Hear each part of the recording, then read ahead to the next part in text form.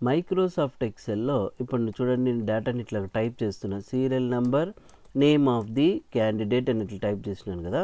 అయితే ఇప్పుడు వీటికి కాలం విడ్త్ పెంచుకోవాలంటే మనం మాన్యువల్‌గా మౌస్ ద్వారానో లేదంటే ఇక్కడికెళ్ళి కాలం విడ్త్ పెంచుకుంటాం కదా! అట్లా కాకుండా సెల్స్‌లో నేను ఏదైతే టెక్స్ట్‌ని టైప్ చేస్తానో ఆటోమేటిక్‌గా కాలం విడ్త్ అనేది అదే అడ్జస్ట్ చేసుకోవాలా? అది ఎలా అనేది ఈ వీడియోలో అయితే తెలుసుకోబోతున్నాం. ఈ వీడియోని మీరు చివరి వరకు చూడండి, స్కిప్ చేయకుండా. లైక్ అయితే కంపల్సరీ చేయండి. సబ్స్క్రైబ్ చేసుకునే వాళ్ళు సబ్స్క్రైబ్ చేసుకొని బెల్ ఐకాన్ అయితే యాక్టివేట్ చేసుకోండి. చూడండి, ఇప్పుడు మనం ఇక్కడ కింద బాటంలో సీట్ ట్యాబ్స్ అయితే కనిపిస్తాయి కదా, సీట్ 1 సీట్ ఇట్లా ఉంటాయి కదా.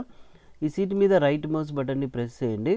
ఇక్కడ వ్యూ కోడ్ అనే ఒక ఆప్షన్ అయితే వస్తుంది. ఇక్కడ క్లిక్ చేయగానే మనకు విజువల్ బేసిక్ ఎడిటర్ అనే ఒక అప్లికేషన్ అయితే వస్తుంది. చూడండి, ఈ విండోలో ఇక్కడ బుక్ 1 సీట్ 1 కోడ్ అనే ఒక విండో ఉంది కదా, ఇక్కడ జనరల్ అని కనిపిస్తుంది చూడండి.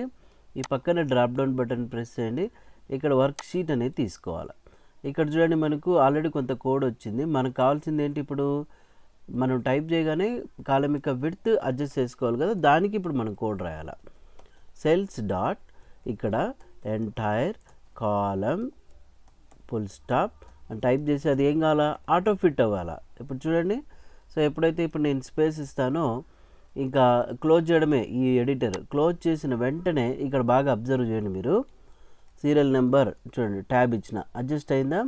సో ఇక్కడ నేమ్ ఆఫ్ ది క్యాండిడేట్ అని టైప్ చేసిన, చూడండి ట్యాబ్ ఇచ్చిన, దీనికి తగ్గట్టు అడ్జస్ట్ అయిందా. తెలుగు చూడండి, Hindi, English, maths, science, social, total చూడండి ఆటోమేటిక్గా మనం టైప్ చేస్తుంటే ఆ కాలం యొక్క విడ్త్ అనేది అడ్జస్ట్ చేసుకుంటూ ఉంటుందన్నమాట. ఒకవేళ వద్దనుకుంటే మళ్ళీ మీరు ఇక్కడికి వెళ్ళి వ్యూ కోడ్లోకి వెళ్ళి ఈ కోడ్ అనేది ఏదైతే ఉందో దీన్ని అయితే రిమూవ్ చేసి క్లోజ్ చేసేస్తే చూడండి మీరు టైప్ చేసింది విడ్త్ అడ్జస్ట్ అవుదన్నమాట. ఓకేనండి, ఈ వీడియో నచ్చింది అనుకుంటున్నా. మరి నచ్చితే మ్యాక్సిమం ఒక 3000 లైక్స్ అయితే ఎక్స్పెక్ట్ చేస్తున్నాను.